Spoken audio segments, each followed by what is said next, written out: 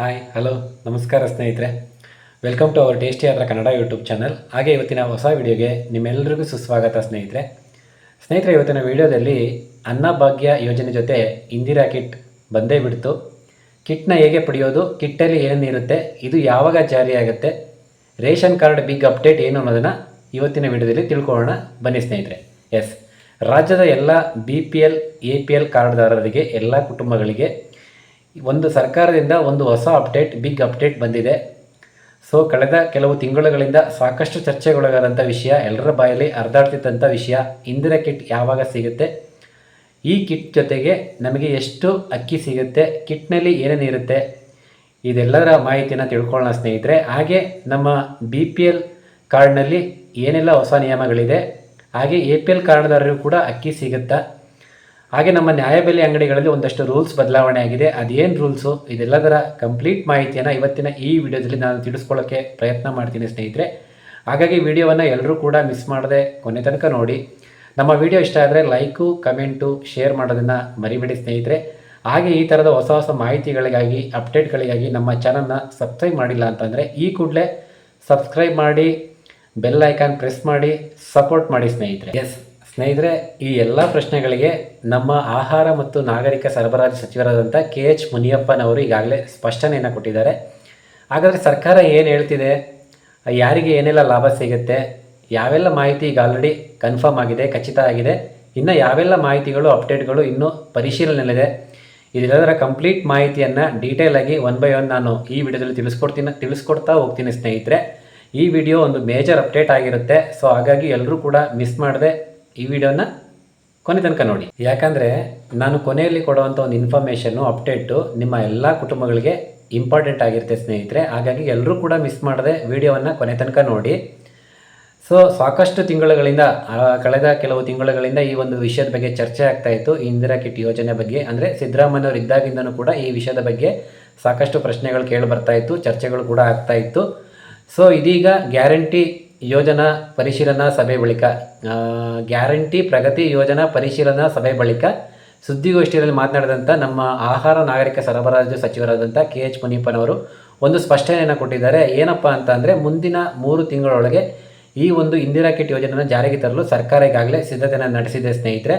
ಅಂದರೆ ಸರ್ಕಾರದ ಗುರಿ ಏನು ಅಂತಂದರೆ, ಇನ್ನು ಮುಂದಿನ 3 ತಿಂಗಳೊಳಗೆ ಈ ಒಂದು ಯೋಜನೆ ಜಾರಿಗೆ ತರಲು ಸರ್ಕಾರ ಮುಂದಾಗಿದೆ ಅಂತೇಳಿ ಸ್ಪಷ್ಟನೆ ಕೊಟ್ಟಿದ್ದಾರೆ ಸ್ನೇಹಿತರೆ. ಬಟ್ ಇದರಲ್ಲಿ ಒಂದಷ್ಟು ಎಲಿಜಿಬಿಲಿಟಿ ಕ್ರಿಟೇರಿಯಾ, ಅಂದರೆ ಅರ್ಹತಾ ನಿಯಮಗಳು, ಒಂದಷ್ಟು ಇನ್ಫಾರ್ಮೇಷನ್ಗಳಿವೆ ಸ್ನೇಹಿತರೆ. ಅದೇನಪ್ಪ ಅಂತ ಅಂದರೆ, ಈ ಒಂದು ಇಂದಿರಾ ಕಿಟ್ ಯೋಜನೆ ಒಂದು ಸಣ್ಣ ಯೋಜನೆ ಅಲ್ಲ, ಸುಮಾರು 6,000 ಕೋಟಿ ರು ವೆಚ್ಚದ ಬೃಹತ್ ಗಾತ್ರದ ಯೋಜನೆ. ಹಾಗಾಗಿ ಸರ್ಕಾರ ಇಲ್ಲಿ ಎಲ್ಲ ಸಾಧಕ ಬಾಧಕಗಳನ್ನ ಕಂಪ್ಲೀಟ್ ಚೆಕ್ ಮಾಡುತ್ತೆ ಸ್ನೇಹಿತರೆ. ಈ ಒಂದು ಟೆಂಡರ್ ಪ್ರಕ್ರಿಯೆ ಈಗಾಗಲೇ ಸ್ಟಾರ್ಟ್ ಆಗಿದೆ. ಇದನ್ನು ಸಚಿವರು ಸ್ಪಷ್ಟನೆ ಕೊಟ್ಟಿದ್ದಾರೆ ಸ್ನೇಹಿತರೆ. ಈ ಒಂದು ಟೆಂಡರ್ ಪ್ರಕ್ರಿಯೆ ಮತ್ತು ಆಡಳಿತಾತ್ಮಕ ಎಲ್ಲ ಪ್ರಕ್ರಿಯೆಗಳು ಕಂಪ್ಲೀಟ್ ಆದಮೇಲೆ ಈ ಒಂದು ಇಂದಿರಾ ಕಿಟ್ ಯೋಜನೆ ಜಾರಿಗೆ ಬರುತ್ತೆ ಅಂತೇಳಿ ಸಚಿವರು ಸ್ಪಷ್ಟನೆಯನ್ನು ಕೊಟ್ಟಿದ್ದಾರೆ ಸ್ನೇಹಿತರೆ. ಒಂದು ವೇಳೆ ಈ ಯೋಜನೆ ಬರೋದು ತಡವಾದರೆ ಏನಾಗುತ್ತೆ ಅಂತ ನೀವೆಲ್ಲ ಒಂದು ಪ್ರಶ್ನೆಯನ್ನು ಕೇಳ್ಬೋದು. ಒಂದು ವೇಳೆ ಈ ಯೋಜನೆ ಬರೋದು ತಡವಾದರೆ ಸರ್ಕಾರ ಏನು ಹೇಳ್ತಾ ಇದೆ ಅಂತಂದರೆ, ನಿಮಗೆ 5 kg ಅಕ್ಕಿ ಮೌಲ್ಯದ ಹಣವನ್ನು ನಿಮ್ಮ ಖಾತೆಗೆ DBT ಮುಖಾಂತರ ಟ್ರಾನ್ಸ್ಫರ್ ಮಾಡಲಾಗುತ್ತೆ, ಜಮೆ ಮಾಡಲಾಗುತ್ತೆ ಅಂತ ಹೇಳ್ತಿದ್ದಾರೆ ಸ್ನೇಹಿತರೆ. ಒಂದು ನೆನ್ಪಿಡಿ, ಈಗಾಗಲೇ ರಾಜ್ಯ ಸರ್ಕಾರ ನಮ್ಮ ಎಲ್ಲ BPL ಕಾರ್ಡ್ದಾರರಿಗೆ 10 kg ಧಾನ್ಯವನ್ನು ಕೊಡ್ತಾ ಇತ್ತು. ಅದರಲ್ಲಿ ಒಂದಷ್ಟು ರಾಗಿ, ಒಂದಷ್ಟು ಅಕ್ಕಿ ಧಾನ್ಯಗಳಿರ್ತಿತ್ತು. ನಮ್ಮ ಹಳ್ಳಿಗಳ ಕಡೆ ಎಲ್ಲ ಪೂರ್ತಿ ಒಬ್ಬ ವ್ಯಕ್ತಿಗೆ 10 kg ಅಕ್ಕಿಯನ್ನೇ ಕೊಡ್ತಾ ಇದ್ದಾರೆ. ಸಿಟಿಗಳಲ್ಲಿ ಅಕ್ಕಿ, ರಾಗಿ ಎರಡು ಸೇರಿಸಿ ಕೊಡ್ತಾ ಇದ್ದಾರೆ. ಎನಿವನ್, ಈ ಒಂದು ಇಂದಿರಾ ಕಿಟ್ ಯೋಜನೆ ಏನಾದರೂ ಬರೋದು ತಡವಾದರೆ 5 kg ಅಕ್ಕಿ ಕೊಟ್ಟು, ಅದರ ಜೊತೆಗೆ ಇನ್ನು 5 kg ಅಕ್ಕಿ ಮೌಲ್ಯದ ಹಣವನ್ನು ರೈತರ ಖಾತೆಗೆ, ಕಾರ್ಡ್ದಾರರ ಖಾತೆಗೆ ಜಮೆ ಮಾಡಬೇಕು ಅಂತೇಳಿ ಸರ್ಕಾರ ಸ್ಪಷ್ಟನೆಯನ್ನು ಕೊಟ್ಟಿದೆ ಸ್ನೇಹಿತರೆ. ಒಂದು ನೆನಪಿಟ್ಕೊಳ್ಳಿ, ಇದಿನ್ನೂ ಗ್ಯಾರಂಟಿ ಆಗಿಲ್ಲ, ಅಧಿಕೃತ ಆದೇಶ ಬಂದಿಲ್ಲ, ಇದಿನ್ನೂ ಸರ್ಕಾರದ ಪರಿಶೀಲನೆಯಲ್ಲಿರುವಂಥ ಒಂದು ಮಾಹಿತಿ ಆಗಿರುತ್ತೆ. ಹಾಗಾಗಿ ಸರ್ಕಾರದಿಂದ ಅಧಿಕೃತ ಆದೇಶ ಬಂದ ನಂತರ ಒಂದು ಫೈನಲ್ ಅಪ್ಡೇಟ್ ನಿಮಗೆ ಸಿಗುತ್ತೆ ಸ್ನೇಹಿತರೆ. ಅಲ್ಲಿ ತನಕ ನೀವೆಲ್ಲೂ ವೆಯ್ಟ್ ಮಾಡಬೇಕಾಗುತ್ತೆ. ಸರ್ಕಾರ ಇವಾಗ ಯಾವ ಅಂತಿಮ ಆದೇಶ ಹೊರಡಿಸುತ್ತೋ ಅದರ ಮೇಲೆ ನಾವು ಡಿಪೆಂಡ್ ಆಗಬೇಕಾಗುತ್ತೆ ಸ್ನೇಹಿತರೆ. ಇದೀಗ ಸರ್ಕಾರ ಒಂದಷ್ಟು ಹೊಸ ರೂಲ್ಸ್ಗಳನ್ನ ಮಾಡಿದೆ ನ್ಯಾಯಬೆಲೆ ಅಂಗಡಿಗಳಿಗೆ. ಏನಪ್ಪ ಹೊಸ ರೂಲ್ಸ್, ಹೊಸ ಮಾಹಿತಿ ಏನಪ್ಪ ಅಂತ ಅಂದರೆ, ಇನ್ನು ಮುಂದೆ ನ್ಯಾಯಬೆಲೆ ಅಂಗಡಿಗಳ ಸಮಯ ಬದಲಾವಣೆ ಆಗಿದೆ. ಬೆಳಗ್ಗೆ 6ರಿಂದ ರಾತ್ರಿ 10 ತನಕ ನ್ಯಾಯಬೆಲೆ ಅಂಗಡಿಗಳು ಓಪನ್ ಆಗಿರಬೇಕು ಅಂತೇಳಿ ಸರ್ಕಾರ ಸೂಚನೆಯನ್ನು ಕೊಟ್ಟಿದೆ ಸ್ನೇಹಿತರೆ.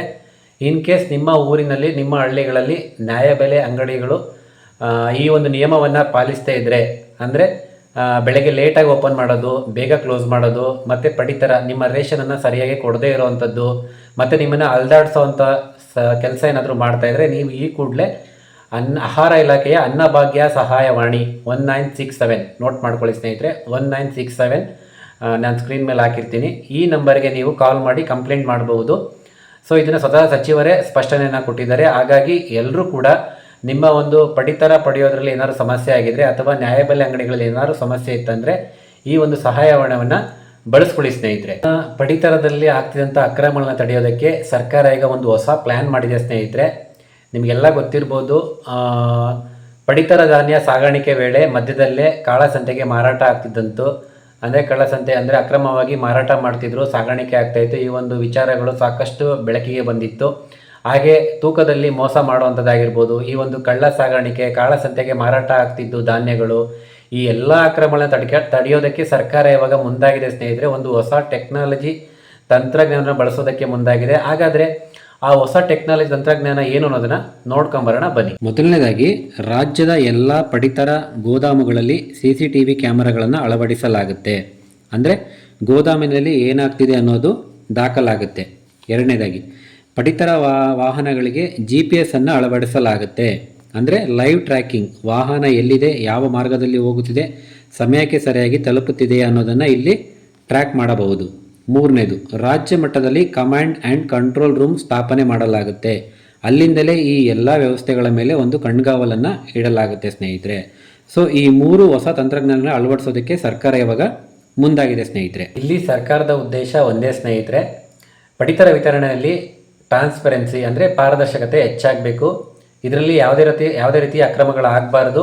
ಏನು ಈ ಪಡಿತರ ಧಾನ್ಯ ಸಾಗಾಣಿಕೆಯಲ್ಲಿ ಕಾಳಸಂತೆಗೆ ಮಾರಾಟ ಆಗ್ತಿತ್ತಲ್ಲ, ಈ ಒಂದು ಅಕ್ರಮನ ತಡೆಯೋದಕ್ಕೆ, ಹಾಗೆ ತೂಕದಲ್ಲಿ ಮೋಸ ಮಾಡ್ತಿರುವಂಥ ಈ ಒಂದು ಅಕ್ರಮಗಳನ್ನ, ಈ 2 ಅಕ್ರಮಗಳನ್ನ ತಡೆಯೋದಕ್ಕೆ ಸರ್ಕಾರದ ಒಂದು ಉದ್ದೇಶ ಆಗಿದೆ ಸ್ನೇಹಿತರೆ. ಸರ್ಕಾರ ಇವಾಗ ತೂಕದಲ್ಲಿ ಮೋಸ ಮಾಡುವವರ ವಿರುದ್ಧ, ಹಾಗೆ ಪಡಿತರ ವಿತರಣೆಯಲ್ಲಿ ಮೋಸ ಮಾಡುವ ವಂಚಕರ ವಿರುದ್ಧ ಕಠಿಣ ಕ್ರಮವನ್ನು ಕೈಗೊಳ್ಳಲಾಗುತ್ತೆ ಅಂತೇಳಿ ಸಚಿವರು ಹೇಳಿದ್ದಾರೆ ಸ್ನೇಹಿತರೆ. ಕಳೆದ 3 ವರ್ಷಗಳಿಂದ ಇಂತಹ ಅಕ್ರಮಗಳಿಂದಾಗಿ ಸರ್ಕಾರ ಸುಮಾರು 250 ಕೋಟಿ ರು ರಾಜಸ್ವವನ್ನು ಸರ್ಕಾರ ಸಂಗ್ರಹಿಸಿದೆ ಸ್ನೇಹಿತರೆ. ಇಂತಹ ಅಕ್ರಮಗಳ ವಿರುದ್ಧ ಇಲಾಖೆ ಕಠಿಣ ಕ್ರಮವನ್ನು ಕೈಗೊಂಡಿದೆ ಅಂತೇಳಿ ಸಚಿವರು ಹೇಳಿದ್ದಾರೆ. ಇದರಿಂದಾಗಿ ಇನ್ನು ಮುಂದೆ ಇಂಥ ಪ್ರಕರಣಗಳು ಕಡಿಮೆ ಆಗುತ್ತೆ ಅಂತೇಳಿ ಸರ್ಕಾರ ಸ್ಪಷ್ಟನೆಯನ್ನು ಕೊಟ್ಟಿದೆ ಸ್ನೇಹಿತರೆ. ಸೊ ಇಲ್ಲಿಗೆ ನೀವು ಏನೇನು ತಿಳ್ಕೊಂಡ್ರಿ ಇಲ್ಲಿ ತನಕ, ಈ ಇಂದು 6,000 ಕೋಟಿ ರು ವೆಚ್ಚದ ಇಂದಿರಾ ಕಿಟ್ ಯೋಜನೆ ಯಾವಾಗ ಜಾರಿಗೆ ಬರುತ್ತೆ, ಒಂದು ವೇಳೆ ಈ ಯೋಜನೆ ಜಾರಿಗೆ ಬರೋದು ತಡವಾದರೆ ನಿಮಗೆ ಇದ್ರ ಬದಲಾಗಿ DBT ಮುಖಾಂತರ ಒಂದು ಹಣ ಸಿಗುವಂಥ ಸಾಧ್ಯತೆ ಇದೆಯಾ? ಹಾಗೆಯೇ ನ್ಯಾಯಬೆಲೆ ಅಂಗಡಿಗಳಲ್ಲಿ ಹೊಸ ರೂಲ್ಸ್ ಏನು ಮಾಡಿದ್ದಾರೆ, ಸಮಯ ಬದಲಾವಣೆ, ಮತ್ತು ನಿಮಗೆ ನ್ಯಾಯಬೆಲೆ ಅಂಗಡಿಗಳಲ್ಲಿ ಏನಾದರೂ ಸಮಸ್ಯೆ ಆದರೆ ಪಡಿತರ ವಿತರಣೆಯಲ್ಲಿ, ಸೊ ನೀವು ಅನ್ನಭಾಗ್ಯ ಸಹಾಯವಾಣಿ 1967ಗೆ ಕರೆ ಮಾಡಿ ಕಂಪ್ಲೇಂಟನ್ನು ಮಾಡುವಂಥದ್ದಾಗಿರ್ಬೋದು. ಹಾಗೆ ಕಳ್ಳ ಸಾಗಾಣಿಕೆ, ಕಾಳಸಂತೆಗೆ ಮಾರಾಟ ಆಗ್ತಿದ್ದ ಆಹಾರ ಧಾನ್ಯಗಳ ವಾಹನಗಳಿಗೆ GPS ಅನ್ನು ಅಳವಡಿಸಿ ಲೈವ್ ಟ್ರ್ಯಾಕಿಂಗ್ ಮಾಡುವಂಥದ್ದಾಗಿರ್ಬೋದು. ಹಾಗೆ ಗೋದಾಮುಗಳಲ್ಲಿ ಪಡಿತರ ವಿತರಣೆಯಲ್ಲಿ ತೂಕದಲ್ಲಿ ಮೋಸ ಮಾಡುವ ಅಕ್ರಮಗಳ ವಿರುದ್ಧ ಗೋದಾಮುಗಳಲ್ಲಿ CCTVಯನ್ನು ಅಳವಡಿಸಿ ಇಂಥ ಒಂದು ಅಕ್ರಮನ ತಡೆಯುವಂಥದ್ದಾಗಿರ್ಬೋದು. ಈ ಎಲ್ಲ ಮಾಹಿತಿಗಳನ್ನ ಕಂಪ್ಲೀಟಾಗಿ ತಿಳಿಸ್ಕೊಟ್ಟಿದ್ದೀನಿ ಸ್ನೇಹಿತರೆ. ಈ ಎಲ್ಲ ಮಾಹಿತಿಗಳು ನಿಮಗೆ ಅರ್ಥ ಆಯ್ತಲ್ವಾ? ಈಗ ನಾವು ನೆಕ್ಸ್ಟ್ ಅಪ್ಡೇಟ್ ಬಗ್ಗೆ ನೋಡೋಣ ಬನ್ನಿ ಸ್ನೇಹಿತರೆ. ಇದು ಒಂದು ಪ್ರಮುಖವಾದ ಅಪ್ಡೇಟ್ ಆಗಿರುತ್ತೆ. ಏನಪ್ಪ ಅಂತಂದರೆ BPL ಕಾರ್ಡ್ನ ಆದಾಯ ಮಿತಿ ಹೆಚ್ಚಾಗುತ್ತಾ? ಎಸ್, ಸದ್ಯಕ್ಕೆ ನಮ್ಮ ರಾಜ್ಯದಲ್ಲಿ BPL ಕಾರ್ಡ್ ಪಡಿಬೇಕು ಅಂತ ಅಂದರೆ ನಮ್ಮ ಒಂದು ಕುಟುಂಬದ ವಾರ್ಷಿಕ ಆದಾಯ 1,20,000ಗಿಂತ ಕಡಿಮೆ ಇರಬೇಕು ಸ್ನೇಹಿತರೆ. ಇದೆಲ್ಲ ನಿಮಗೆ ಗೊತ್ತೇ ಇದೆ. ಇದು ಪ್ರಸ್ತುತವಾಗಿ ನಮ್ಮ ರಾಜ್ಯದಲ್ಲಿ ಜಾರಿಯಲ್ಲಿದೆ, ಈ ಒಂದು ನಿಯಮ ಜಾರಿಯಲ್ಲಿದೆ. ಆದರೆ ಇವಾಗ ಆಡಳಿತಾತ್ಮಕ ಸುಧಾರಣೆ ಆಯೋಗ ಸರ್ಕಾರಕ್ಕೆ ಒಂದು ಶಿಫಾರಸನ್ನು ಕೊಟ್ಟಿದೆ. ಏನು ಅಂತ ಅಂದರೆ ಈ ಒಂದು ಆದಾಯದ ಮಿತಿಯನ್ನು ಹೆಚ್ಚಿಸಬೇಕು ಅಂತ ಹೇಳಿದೆ ಸ್ನೇಹಿತರೆ. ಹಾಗಾಗಿ ನಮ್ಮ ಸರ್ಕಾರ ಇದ್ರ ಬಗ್ಗೆ ಗಂಭೀರವಾಗಿ ಚರ್ಚೆಯನ್ನು ನಡೆಸ್ತಾ ಇದೆ, ಚಿಂತನೆ ನಡೆಸ್ತಾ ಇದೆ ಅಂತೇಳಿ ಸಚಿವರು ಈಗಾಗಲೇ ಹೇಳಿದ್ದಾರೆ. ಏನಂತ ಚಿಂತನೆ ಮಾಡ್ತಾ ಇದೆ, ಈ ಒಂದು ಆದಾಯದ ಮಿತಿಯನ್ನು 3 ಲಕ್ಷಕ್ಕೆ ಏರಿಸಬೇಕು ಅಂತೇಳಿ ಚಿಂತನೆಯನ್ನು ನಡೆಸ್ತಾ ಇದೆ ಸ್ನೇಹಿತರೆ. ಒಂದು ವೇಳೆ 3 ಲಕ್ಷಕ್ಕೆ ಈ ಒಂದು ಆದಾಯದ ಮಿತಿ ಹೆಚ್ಚಾದರೆ ಸಾಕಷ್ಟು ಕುಟುಂಬಗಳು ಈ BPL ಕಾರ್ಡ್ ಸಿಗದೆ ವಂಚಿತರಾದಂಥ ಕುಟುಂಬಗಳಿಗೆ ಮತ್ತೆ BPL ಕಾರ್ಡ್ ಪಡೆಯುವಂಥ ಒಂದು ಅವಕಾಶ ಸಿಗುತ್ತೆ ಸ್ನೇಹಿತರೆ. ಆದರೆ ಇಲ್ಲಿ ನಿಮಗೆ ಒಂದು ವಿಷಯವನ್ನು ಸ್ಪಷ್ಟನೆ ಮಾಡ್ತೀನಿ ನಾನು. ಏನಪ್ಪ ಅಂತಂದರೆ ಇದು ಇನ್ನೂ ಅಧಿಕೃತವಾಗಿ ಆದೇಶ ಜಾರಿಗೆ ಬಂದಿಲ್ಲ. ಸರ್ಕಾರದಿಂದ ಅಂತಿಮ ಆದೇಶ ಬಂದ ನಂತರ ನಾನು ನಿಮಗೆ ಸಪ್ರೇಟಾಗಿ ಒಂದು ವಿಡಿಯೋ ಮಾಡಾಕ್ತೀನಿ. ಅದರಲ್ಲಿ ಈ ಒಂದು BPL ಕಾರ್ಡ್ನ ಆದಾಯ ಮಿತಿ 3 ಲಕ್ಷಕ್ಕೆ ಹೆಚ್ಚಾಯ್ತಾ, ಇದರಿಂದ ಏನೇನು ಬೆನಿಫಿಟ್ ಸಿಗುತ್ತೆ, ಈ ಎಲ್ಲದರ ಮಾಹಿತಿಯನ್ನು ನಾನು ಕಂಪ್ಲೀಟಾಗಿ ಆ ವಿಡಿಯೋದಲ್ಲಿ ತಿಳಿಸ್ಕೊಡ್ತೀನಿ ಸ್ನೇಹಿತೆ. ಅಲ್ಲಿ ತನಕ ನೀವೆಲ್ಲರೂ ವೆಯ್ಟ್ ಮಾಡಬೇಕಾಗುತ್ತೆ. ಇದು ಒಂದು ಚಿಕ್ಕ ಅಪ್ಡೇಟ್ ಆಗಿರುತ್ತೆ ಅಷ್ಟೇ. ಈಗ ನಮ್ಮ ರಾಜ್ಯ ಸರ್ಕಾರದ ಅನ್ನಭಾಗ್ಯ ಯೋಜನೆಯಲ್ಲಿ ನಮಗೆ ಏನೆಲ್ಲ ಸಿಗ್ತಾ ಇದೆ, ಹಾಗೆ ಈ ಅನ್ನಭಾಗ್ಯ ಯೋಜನೆ ಬಗ್ಗೆ ಸಚಿವರು ಏನು ಹೇಳಿದ್ದಾರೆ ಅದನ್ನು ಹೇಳ್ತಾ ಹೋಗ್ತೀನಿ ಬನ್ನಿ ಸ್ನೇಹಿತರೆ. ಸದ್ಯಕ್ಕೆ ರಾಜ್ಯದಲ್ಲಿ ಸುಮಾರು 4.42 ಕೋಟಿ ಫಲಾನುಭವಿಗಳು ಈ ಒಂದು ಯೋಜನೆಯ ಅನ್ನಭಾಗ್ಯ ಯೋಜನೆಯ ಲಾಭವನ್ನು ಪಡೆದುಕೊಳ್ತಾ ಇದ್ದಾರೆ. BPL ಕಾರ್ಡ್ ಹೊಂದಿರುವಂಥ ಪ್ರತಿಯೊಬ್ಬ ಫಲಾನುಭವಿಗಳಿಗೆ ರಾಜ್ಯ ಸರ್ಕಾರ ಮತ್ತು ಕೇಂದ್ರ ಸರ್ಕಾರ ಒಟ್ಟುಗೂಡಿ ಸುಮಾರು 10 kg ಧಾನ್ಯವನ್ನು ನೀಡ್ತಾ ಇದ್ದಾರೆ. ಇದು ಇವಾಗ ಪ್ರಸ್ತುತವಾಗಿ ಎಲ್ರಿಗೂ ಕೂಡ ಸಿಗ್ತಾ ಇರುವಂಥದ್ದು ಸ್ನೇಹಿತರೆ. ಹಾಗಾದರೆ ಯಾವ ಧಾನ್ಯ ಎಷ್ಟು ಪ್ರಮಾಣದಲ್ಲಿ ಸಿಗ್ತಾ ಇದೆ ನೋಡೋಣ ಬನ್ನಿ. ಕೇಂದ್ರ ಸರ್ಕಾರದ ಪಾಲಿನಲ್ಲಿ 3 kg ಅಕ್ಕಿ ಮತ್ತು 2 kg ಅಕ್ಕಿಯನ್ನು ನೀಡಲಾಗ್ತಿದೆ. ಇನ್ನು ರಾಜ್ಯ ಸರ್ಕಾರ ತನ್ನ ಪಾಲಿನಲ್ಲಿ 5 kg ಅಕ್ಕಿಯನ್ನು ನೀಡ್ತಿದೆ. ಸೊ ಒಟ್ಟಾರೆ ಲೆಕ್ಕ ಅಂದರೆ ಪ್ರತಿ ಫಲಾನುಭವಿಗಳಿಗೆ 7 kg ಅಕ್ಕಿ ಜೊತೆಗೆ 3 kg ರಾಗಿ ಸಿಗುತ್ತಿದೆ. ಈ ವ್ಯವಸ್ಥೆ ಈಗಾಗಲೇ ಜಾರಿಯಲ್ಲಿದೆ. ಒಟ್ಟು 10 kg ಧಾನ್ಯ ಸಿಗ್ತಿದೆ ಸ್ನೇಹಿತರೆ. ಇಲ್ಲಿ ನಿಮಗೆ ಈ ಧಾನ್ಯದ ಪ್ರಮಾಣ ನ್ಯಾಯಬೆಲೆ ಅಂಗಡಿಗಳಲ್ಲಿ ಸರಿಯಾಗಿ ಸಿಗ್ತಾ ಇದೆಯಾ ಅನ್ನೋದನ್ನು ಕಮೆಂಟ್ ಮಾಡಿ ತಿಳಿಸಿ ಸ್ನೇಹಿತರೆ. ಸೊ ಇನ್ನೊಂದು ಪ್ರಮುಖವಾದ ಒಂದು ಅಪ್ಡೇಟ್ ವಿಷಯ ಇರುತ್ತೆ. ಏನಪ್ಪ ಅದು ಅಂತಂದರೆ, ಸಚಿವರೇ ಹೇಳಿರುವಂಥದ್ದು, ಸರ್ಕಾರ ಈಗ MSP ಯೋಜನೆಯಲ್ಲಿ ರೈತರಿಂದ ಸುಮಾರು 5.60 ಲಕ್ಷ ಮೆಟ್ರಿಕ್ ಟನ್ ರಾಗಿಯನ್ನು ಖರೀದಿ ಮಾಡ್ತಾ ಇದೆ. ಈ ರಾಗಿಯನ್ನು ಶುದ್ಧೀಕರಿಸಿದ ನಂತರ ಫಲಾನುಭವಿಗಳಿಗೆ ನ್ಯಾಯಬೆಲೆ ಅಂಗಡಿಗಳ ಮುಖಾಂತರ ವಿತರಿಸಲಾಗುತ್ತೆ ಅಂತ ಹೇಳಿದ್ದಾರೆ ಸ್ನೇಹಿತರೆ. ಇಲ್ಲಿ ಸರ್ಕಾರದ ಉದ್ದೇಶ ಏನು ಅಂತಂದರೆ, ಫಲಾನುಭವಿಗಳಿಗೆ ಉತ್ತಮ ಗುಣಮಟ್ಟದ ಆಹಾರ ಧಾನ್ಯ ಸಿಗಬೇಕು, ಹಾಗೆ ರೈತರಿಗೆ ಸರಿಯಾದ ಬೆಲೆ ಸಿಗಬೇಕು ಅನ್ನೋದು ಸರ್ಕಾರದ ಮೂಲ ಉದ್ದೇಶ ಆಗಿರುತ್ತೆ ಸ್ನೇಹಿತರೆ. ಹಾಗೆ ನೀವೇನಾದರೂ ಉತ್ತರ ಕರ್ನಾಟಕ ಭಾಗದವರಾಗಿದ್ದರೆ ನಿಮಗೊಂದು ಪ್ರಮುಖವಾದ ಅಪ್ಡೇಟ್ ಇದೆ ಸ್ನೇಹಿತರೆ. ಅದೇನಪ್ಪ ಅಂತಂದರೆ, ಉತ್ತರ ಕರ್ನಾಟಕ ಭಾಗದ ಹಲವಾರು ಜಿಲ್ಲೆಗಳಲ್ಲಿ ಜೋಳವನ್ನು ಹೆಚ್ಚಾಗಿ ಬಳಸೋದ್ರಿಂದ ಈ ರಾಗಿಯ ಬದಲಿಗೆ 3 kg ಅಕ್ಕಿ ರಾಗಿ ಏನು ಕೊಡ್ತಾ ಇದ್ರು ಅದ್ರ ಬದಲಿಗೆ ಜೋಳವನ್ನು ಕೊಡಲಿಕ್ಕೆ ಸರ್ಕಾರ ಈಗ ಮುಂದಾಗಿದೆ ಸ್ನೇಹಿತರೆ. ಹಾಗಾದರೆ ಇಲ್ಲೊಂದು ಸಣ್ಣ ಬದಲಾವಣೆ ಇದೆ. ಏನಪ್ಪ ಅಂತಂದರೆ, ಏನು 3 kg ರಾಗಿ ಆ ಧಾನ್ಯವನ್ನು ಕೊಡ್ತಾಯಿದ್ರು ಅದೇ ರೀತಿ 3 kg ಜೋಳವನ್ನು ಕೊಡ್ತಾ ಇಲ್ಲ. ಯಾಕಂತಂದರೆ ಅಷ್ಟು ಮಟ್ಟದಲ್ಲಿ ಜೋಳ ಖರೀದಿ ಮಾಡೋಕ್ಕೆ ಸರ್ಕಾರ ಕಡೆ ಆಗ್ತಾ ಇಲ್ಲ.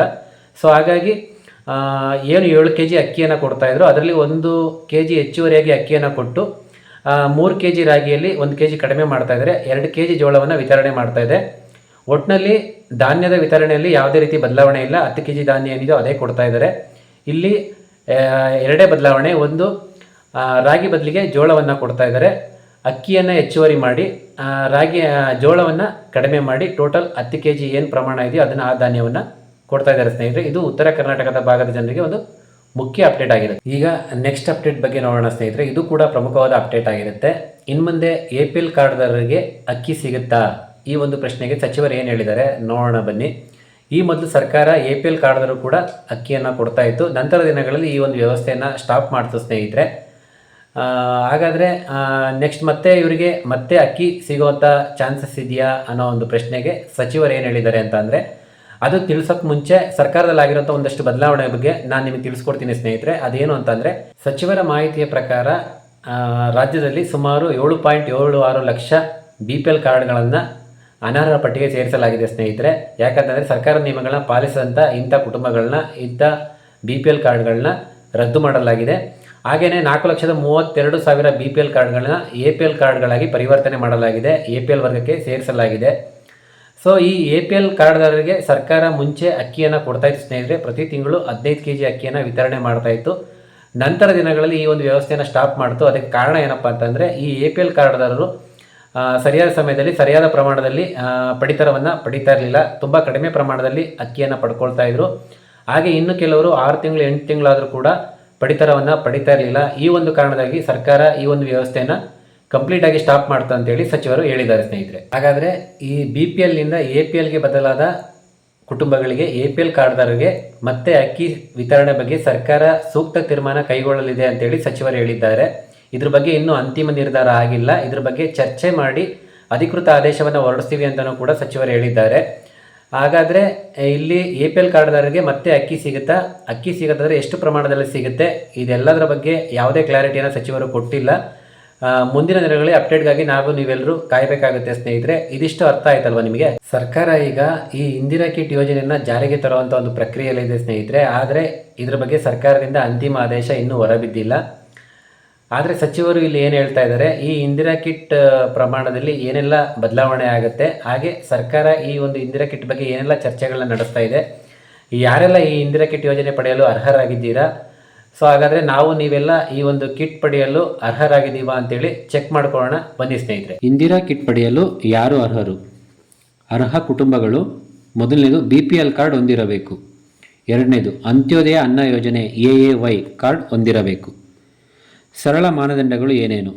ಮೊದಲನೇದು ಕರ್ನಾಟಕದ ಮಾನ್ಯ ರೇಷನ್ ಕಾರ್ಡ್ ಹೊಂದಿರಬೇಕು. ಎರಡನೇದು ಆಹಾರ ಇಲಾಖೆಯ ಫಲಾನುಭವಿಗಳ ಪಟ್ಟಿಯಲ್ಲಿ ಹೆಸರು ಇರಬೇಕು. APL ಕಾರ್ಡ್ದಾರರಿಗೆ ಇಂದಿರಾ ಕಿಟ್ ಸಿಗುತ್ತಿದೆಯಾ ಎಂಬ ಬಗ್ಗೆ ಇನ್ನೂ ಸರ್ಕಾರದ ಅಂತಿಮ ಆದೇಶ ಹೊರಡಿಸಿಲ್ಲ. ಇದಿಷ್ಟು ಅರ್ಹತಾ ನಿಯಮಗಳು ಇರಬೇಕು ಸ್ನೇಹಿತರೆ ಇಂದಿರಾ ಕಿಟ್ ಪಡೆಯಲು. ಈ ಒಂದು ಇಂದಿರಾ ಕಿಟ್ನಲ್ಲಿ ಏನೆಲ್ಲ ಇರುತ್ತೆ, ಸದ್ಯ ಪ್ರಕಟಿಸಿರುವಂಥ ಮಾಹಿತಿಯ ಪ್ರಕಾರ ಏನೆಲ್ಲ ಆಹಾರ ಪದಾರ್ಥಗಳು, ಅಗತ್ಯ ಆಹಾರ ಪದಾರ್ಥಗಳು ಇರುತ್ತೆ ಅಂತ ನೋಡೋದಾದರೆ ಸ್ನೇಹಿತರೆ, ತೊಗರಿಬೇಳೆ, ಅಡುಗೆ ಎಣ್ಣೆ, ರವೆ, ಚೌಚೌ ಆಗಿರ್ಬೋದು. ಈ ರೀತಿ ಆಗಿರುತ್ತೆ ಆಹಾರ ಪದಾರ್ಥಗಳು. ಹಿಂದೆ ಚರ್ಚೆ ನಡೆಸಿದ ಆಹಾರ ಪದಾರ್ಥಗಳು ಉಪ್ಪು, ಸಕ್ಕರೆ ಹಾಗೂ ಇತರೆ ಬೇಳೆಗಳನ್ನು ಸೇರಿಸುವ ಬಗ್ಗೆ ಚರ್ಚೆ ನಡೆಸಿತ್ತು. ಆದರೆ ಪ್ರಸ್ತುತ ಅವುಗಳ ಬಗ್ಗೆ ಅಂತಿಮ ನಿರ್ಧಾರವಿಲ್ಲ. ಮೇಲಿನ 4 ಪದಾರ್ಥಗಳೊಂದಿಗೆ ಕಿಟ್ ನೀಡುವ ಯೋಜನೆ ಇದೆ. ಅಂತಿಮ ಪಟ್ಟಿಯನ್ನು ಸರ್ಕಾರದ ಆದೇಶದಲ್ಲಿ ಪ್ರಕಟಿಸಲಾಗುತ್ತದೆ. ಇದಿನ್ನೂ ಫೈನಲ್ ಆಗಿಲ್ಲ, ಚರ್ಚೆಯಲ್ಲಿದೆ. ಅಂತಿಮ ಆದೇಶದಲ್ಲಿ ಏನೇನು ಪದಾರ್ಥ ಕೊಡಬೇಕು ಅಂತ ಪ್ರಕಟಣೆ ಮಾಡ್ತಾರೆ. ಸದ್ಯಕ್ಕೆ ನಿಮಗೆ ತೊಗರಿಬೇಳೆ, ಅಡುಗೆ ಎಣ್ಣೆ, ರವೆ, ಚೌಚೌ ಇದಿಷ್ಟನ್ನು ಕೊಡಬೇಕು ಅಂತೇಳಿ ಸರ್ಕಾರ ಚಿಂತನೆ ನಡೆಸಿದೆ ಸ್ನೇಹಿತರೆ. ಅಷ್ಟೇ ಅಲ್ಲ, ನಿಮಗೆ ಇಲ್ಲಿ ಈ ಕಿಟ್ ಯಾವ ಥರ ಇರುತ್ತೆ ಅಂದರೆ ಕುಟುಂಬದ ಸದಸ್ಯರ ಸಂಖ್ಯೆಗೆ ಅನುಗುಣವಾಗಿ ಈ ಕಿಟ್ ಯಾವ ಥರ ಇರುತ್ತೆ ಅಂತ ನೋಡೋದಾದರೆ ಸ್ನೇಹಿತರೆ, ಇಂದಿರಾ ಕಿಟ್ ಪ್ರಸ್ತಾವನೆ 1 or 2 ಮೆಂಬರ್ಸ್ ಇದ್ದರೆ 0.5 kg ಕಿಟ್ಟನ್ನು ಕೊಡ್ತಾರೆ. 3+4 ಮೆಂಬರ್ಸ್ ಇದ್ದರೆ 1 kg ಕಿಟ್ಟನ್ನು ಕೊಡ್ತಾರೆ. ಅದೇ ರೀತಿ 5+ ಮೆಂಬರ್ಸ್ ಇದ್ದರೆ 1.5 kg ಕಿಟ್ಟನ್ನು ಕೊಡ್ತಾರೆ ಸ್ನೇಹಿತರೆ. ಇಷ್ಟು ಪ್ರಮಾಣದ ಕಿಟ್ ಸಿಗುವ ಸಾಧ್ಯತೆ ಇದೆ ನಿಮಗೆ. ನೆಕ್ಸ್ಟ್, ಈಗ ಇನ್ನೊಂದು ಪ್ರಮುಖವಾದ ಅಪ್ಡೇಟ್ ಇದೆ ಸ್ನೇಹಿತರೆ. ಸ್ಪೆಷಲಿ BPL ರೇಷನ್ ಕಾರ್ಡ್ ಹೊಂದಿರುವಂಥ ಕುಟುಂಬಗಳಿಗೆ ಒಂದು ಪ್ರಮುಖವಾದ ಅಪ್ಡೇಟ್ ಆಗಿರುತ್ತೆ ಇದು. ಏನಪ್ಪ ಅಂತಂದರೆ, ಮನೆಯ ಯಜಮಾನಿ ಅಂದರೆ BPL ರೇಷನ್ ಕಾರ್ಡ್ನಂಥ ಯಜಮಾನಿ ಅವರೇನಾದರೂ ತೀರೋದ್ರೆ ಆ ಜಾಗಕ್ಕೆ ಹೊಸ ಯಜಮಾನಿಯ ಹೆಸರನ್ನು ಸೇರಿಸೋದಕ್ಕೆ ಈ ಹಿಂದೆ ಜನರು ತುಂಬ ಕಷ್ಟಪಡ್ತಾಯಿದ್ರು. ಆದರೆ ಈಗ ಸಚಿವರು ಹೇಳಿದ್ದಾರೆ, ಒಂದು ಗುಡ್ ನ್ಯೂಸ್ ಕೊಟ್ಟಿದ್ದಾರೆ. ಒಂದು ವೇಳೆ ರೇಷನ್ ಕಾರ್ಡ್ನಲ್ಲಿರ್ತಕ್ಕಂಥ ಯಜಮಾನಿ ಅವರಿಲ್ಲ ಅಂತಂದರೆ, ಅವರೇನಾದ್ರು ನಿಧನರಾಗಿದ್ದರೆ ಆ ಜಾಗಕ್ಕೆ ಮಗಳು ಅಥವಾ ಸೊಸೆ ಹೆಸರನ್ನು ಸೇರಿಸ್ಬೋದು ಅಂತೇಳಿ ಸರ್ಕಾರ ಇವಾಗ ಅವಕಾಶ ಕೊಟ್ಟಿದೆ. ಇನ್ನೊಂದು ಗುಡ್ ನ್ಯೂಸ್ ಏನಪ್ಪ ಅಂತಂದರೆ, ಮೊದಲು ಈ ಒಂದು ಪ್ರಕ್ರಿಯೆ ಕಂಪ್ಲೀಟ್ ಆಗಲಿಕ್ಕೆ 3 ತಿಂಗಳು ಕಾಲಾವಕಾಶ ತಗೊಳ್ತಾ ಇತ್ತು. ಏನಪ್ಪ ಅಂದರೆ, ಅರ್ಜಿ ಸಲ್ಲಿಸಿ ದಾಖಲೆಗಳ ಪರಿಶೀಲನೆ ಅಂತೇಳಿ ಟೈಮ್ ತೊಗೊಳ್ತಾಯಿದ್ರು. ಹಾಗೆ ಕಚೇರಿಗೆ ಅಲ್ದಾಡಬೇಕಾಗಿತ್ತು. ಸೊ ಇದೆಲ್ಲ ಆಗೋದಕ್ಕೆ 3 ತಿಂಗಳುಗಟ್ಟಲೆ ತುಂಬ ಟೈಮ್ ವೇಸ್ಟ್ ಆಗ್ತಾಯಿತ್ತು. ಆದರೆ ಸರ್ಕಾರ ಇವಾಗ ಈ ಒಂದು ಪ್ರಕ್ರಿಯೆನ ವೇಗವಾಗಿ ಮಾಡಲು ಮುಂದಾಗಿದೆ ಸ್ನೇಹಿತರೆ. ಇನ್ನು ಮುಂದೆ ನಮ್ಮ BPL ರೇಷನ್ ಕಾರ್ಡ್ನಲ್ಲಿ ಹೊಸ ಯಜಮಾನಿಯ ಹೆಸರು, ಮಗಳು ಅಥವಾ ಸೊಸೆಯ ಹೆಸರನ್ನು ಸೇರಿಸುವಂಥ ಒಂದು ಪ್ರಕ್ರಿಯೆ ಸುಲಭವಾಗಿ ಮಾಡಿಕೊಟ್ಟಿದೆ ಸ್ನೇಹಿತರೆ. ಇವಾಗ ಮೊದಲೆಲ್ಲ ಈ ಒಂದು ಪ್ರಕ್ರಿಯೆ 3 ತಿಂಗಳು ತೊಗೊತಾ ಇತ್ತು ಕಂಪ್ಲೀಟ್ ಆಗೋದಕ್ಕೆ. ಆದರೆ ಇವಾಗ ಕೇವಲ 1 ತಿಂಗಳೊಳಗೆ ಕಂಪ್ಲೀಟ್ ಆಗುವಂಥ ಸಾಧ್ಯತೆ ಇದೆ. ಇದು ಒಂದು ಗುಡ್ ನ್ಯೂಸ್ ಕೊಟ್ಟಿದೆ ಸರ್ಕಾರ ನಮಗೆ. ಒಟ್ಟಾರೆಯಾಗಿ ರೇಷನ್ ಕಾರ್ಡ್ನಲ್ಲಿ ಒಂದಷ್ಟು ಬದಲಾವಣೆಗಳು, ಹಾಗೆ ಅನ್ನಭಾಗ್ಯ ಯೋಜನೆಯಲ್ಲಿ ಒಂದಷ್ಟು ಬದಲಾವಣೆಗಳು, ಮಹತ್ವದ ಅಪ್ಡೇಟ್ಗಳು ಮುಂದಿನ ಕೆಲವು ತಿಂಗಳುಗಳಲ್ಲಿ ಆಗುವಂಥ ಸಾಧ್ಯತೆ ಇದೆ ಸ್ನೇಹಿತರೆ. ನಾವು ಈಗ ಒಟ್ಟಾರೆಯಾಗಿ ಈ ವಿಡಿಯೋದಲ್ಲಿ ಇಂದಿರಾ ಕಿಟ್ ಯಾವಾಗ ಸಿಗುತ್ತೆ, ಮತ್ತು ಈ ಕಿಟ್ ತಡವಾದರೆ DBT ಮುಖಾಂತರ ಹಣ ಟ್ರಾನ್ಸ್ಫರ್ ಆಗುವಂಥ ಸಾಧ್ಯತೆ ಇದೆಯಾ, ಹಾಗೆಯೇ ನ್ಯಾಯಬೆಲೆ ಅಂಗಡಿಯ ಹೊಸ ರೂಲ್ಸ್ಗಳೇನು, ಸಮಯ ಬದಲಾವಣೆ, ಹಾಗೆಯೇ ನ್ಯಾಯಬೆಲೆ ಅಂಗಡಿಗಳಲ್ಲಿ ಆಗ್ತಿರೋಂಥ ಅಕ್ರಮಗಳ ವಿರುದ್ಧ ಏನೇನು ಕ್ರಮ ತಗೊಳ್ತಾ ಇದೆ, ಹಾಗೆ ಕಳ್ಳ ಸಾಗಾಣಿಕೆ, ಕಾಳಸಂತೆಯಲ್ಲಿ ಆಹಾರ ಧಾನ್ಯಗಳು ಮಾರಾಟ ಆಗ್ತಿದ್ದು ಅದ್ರ ಬಗ್ಗೆ ಏನು ಕ್ರಮ ತಗೊಳ್ತಾ ಇದೆ, ಹಾಗೆ BPL ರೇಷನ್ ಕಾರ್ಡ್ ಆದಾಯ ಮಿತಿ ಹೆಚ್ಚಳದ ಬಗ್ಗೆ, ಮತ್ತು APL ಕಾರ್ಡ್ವರೆಗೂ ಮತ್ತೆ ಅಕ್ಕಿ ಸಿಗುವಂಥ ಭಾಗ್ಯ ಇದೆಯಾ, ಹಾಗೆ ರೇಷನ್ ಕಾರ್ಡ್ನಲ್ಲಿ ಹೊಸ ಯಜಮಾನಿಯ ಹೆಸರು ಸೇರ್ಪಡೆ ಪ್ರಕ್ರಿಯೆ ತುಂಬ ಸರಳವಾಗಿದೆ. ಈ ಎಲ್ಲ ಮಾಹಿತಿಯನ್ನು ಕಂಪ್ಲೀಟಾಗಿ ಸಂಕ್ಷಿಪ್ತವಾಗಿ ವಿವರವಾಗಿ ತಿಳಿಸ್ಕೊಟ್ಟಿದ್ದೀನಿ ಸ್ನೇಹಿತರೆ. ವಿಡಿಯೋ ಇಷ್ಟವಾಗಿದ್ದರೆ ಕಮೆಂಟ್ ಬಾಕ್ಸ್ನಲ್ಲಿ ಇಂದಿರಾ ಕಿಟ್ ಅಂತ ಕಮೆಂಟ್ ಮಾಡಿ. ಹಾಗೆ ವಿಡಿಯೋವನ್ನು ಲೈಕು ಶೇರ್ ಮಾಡೋದನ್ನು ಮರಿಬೇಡಿ ಸ್ನೇಹಿತರೆ. ನಿಮ್ಮ ಫ್ಯಾಮಿಲಿ ಫ್ರೆಂಡ್ಸ್ ಗ್ರೂಪ್ಗೆ ತಪ್ಪದೇ ಶೇರ್ ಮಾಡಿ. Thanks for watching. ಮತ್ತೆ ನೆಕ್ಸ್ಟ್ ಎಪಿಸೋಡ್ನ ಸಿಗೋಣ. ನಮಸ್ಕಾರ.